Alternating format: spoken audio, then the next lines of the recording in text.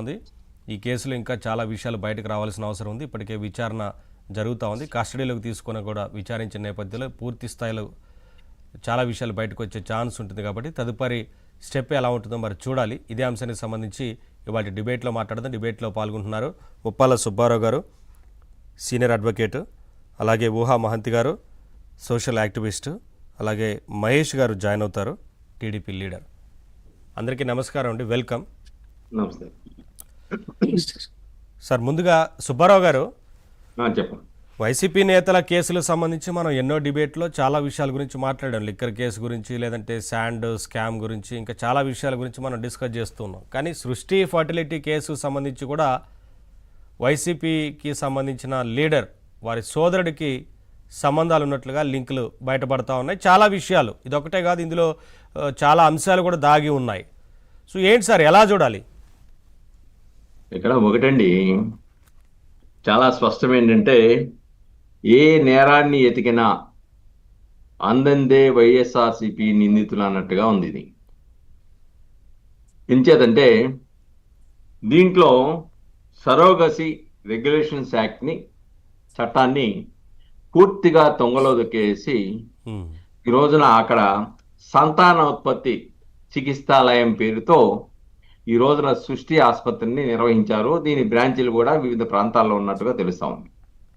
అసలు సరోగసి యొక్క ఆబ్జెక్ట్స్ ఏంటి, అసలు ఏ నేరాలు అవుతాయి అంటే, ఈ సరోగసి అంటే అద్దె గర్భం. అంటే వేరొకళ్ళ దగ్గర గర్భాన్ని అద్దెకు తీసుకొని వాళ్ళకి డబ్బులు ఇచ్చి పెట్టడం.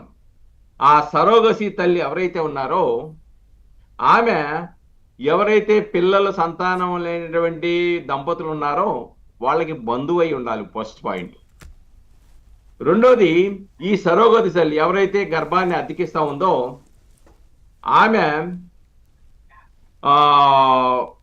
ఆమెకి సంబంధించినటువంటి సొంతంగా ఒక బిడ్డ ఉండాలి.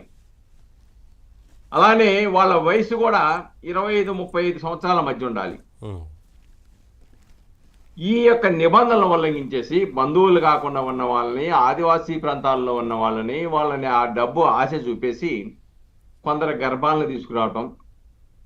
అంతేకాకుండా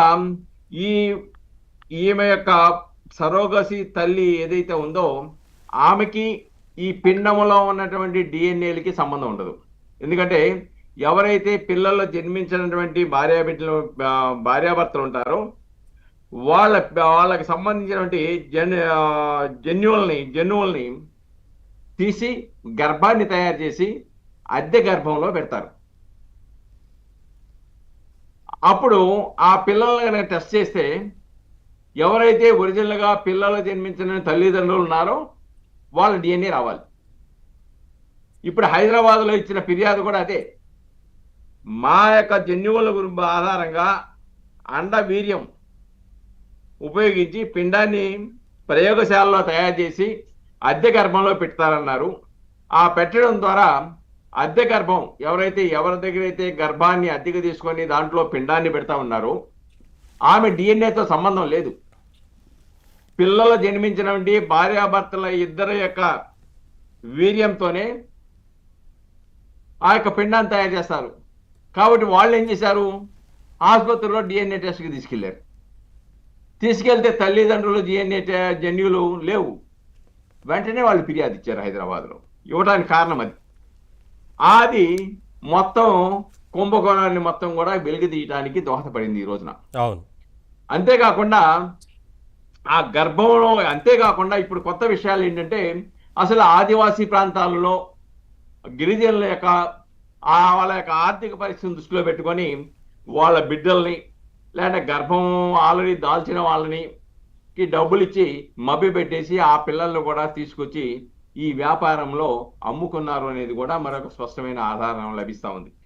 ఇప్పుడు ఇందాక మీరు చెప్పినట్టుగా ఆల్రెడీ వాసుపల్లి రవికుమార్, ఈయన డిప్యూటీ సూపరింటెండెంట్ హోదా, వైఎస్ఆర్సీపీ హయాంలో ఆయన్ని వేరే హాస్పిటల్కి బదిలీ చేశారు. నిబంధనల ప్రకారం బదిలీ చేస్తే మరి రాజకీయ పలుకుబడి వలన ఆయన్ని తిరిగి డిప్యుటేషన్ మీద జీజీహెచ్కి తీసుకొచ్చారు. ఆయన ఎవరు బ్రదర్ అయినా వాసుపల్లి గణేష్ అనేటి ఒక వైఎస్ఆర్సీపీ నేత యొక్క అవును. బ్రదర్. కాబట్టి ఈ విధంగా డిప్యుటేషన్ మీద తీసుకురావటం, ఈ అక్రమ వ్యాపారంలో సంతానోత్పత్తి చేయిస్తాము, లేకపోతే ఈ సృష్టి ఆసుపత్రిలో వాళ్ళు చేసిన కుంభకోణాల్లో ఆయనకు కూడా భాగస్వామ్యం ఉన్నట్లుగా ఈ రోజున విచారణలో వెల్లడవుతోంది. ఇక్కడ ఒకటండి, ఆల్రెడీ ఏదైతే సరోగసీ రెగ్యులేషన్ యాక్ట్ ఏదైతే ఈ ఉల్లంఘనని, ఈ పిండం పిల్లలు జన్మించిన వాళ్ళు పిండాన్ని పెట్టకుండా వేరే విధంగా అక్రమంగా మోసం చేయటం కానీ, లేకపోతే ఈ యొక్క నియంత్రణ ఏదైతే సరోగసీ నియంత్రణ చట్టం ఏదైతే ఉందో దాన్ని ఉల్లంఘిస్తే దాదాపుగా 10 లక్షల రూపాయల జరిమానా, 10 సంవత్సరాల పాటు జైలు శిక్ష ఉంది. అవును. అలానే మోసం చేసి పిల్లల్ని ఇచ్చినా కానీ 10 సంవత్సరాలు, 7 సంవత్సరాల నుంచి 10 సంవత్సరాల వరకు జైలు శిక్ష ఉంది.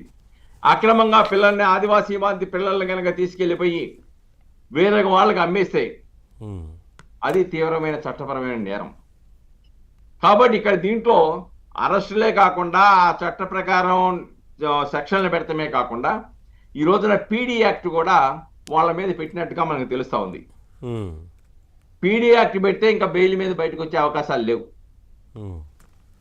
కాబట్టి ఈ విధంగా ఈ ప్రభుత్వం మహిళల యొక్క, చిన్నపిల్లల యొక్క హక్కుల కోసం ఏదైతే ఈ చట్ట రూపకల్పన జరిగిందో సరోగసీ రెగ్యులేషన్ యాక్ట్, దీన్ని వైలేషన్ చేసిన వాళ్ళ మీద ఈ రోజున తన మన తేడా లేకుండా ఎంత రాజకీయ పలుకుబడి ఉన్నా వాళ్ళని అరెస్ట్ చేసి ఈ రోజున చట్ట ప్రకారం నేర రహిత రాష్ట్రాన్ని స్థాపిస్తామని ఏదైతే చంద్రబాబు నాయుడు గారు అన్నారో, ఆ నేరాలకు పాల్పడిన వాళ్ళ పట్ల రాజీ లేకుండా కఠినంగా వ్యవహరించి ఇది సమాజానికి తీవ్రమైన నష్టాన్ని కలుగజేస్తుంది.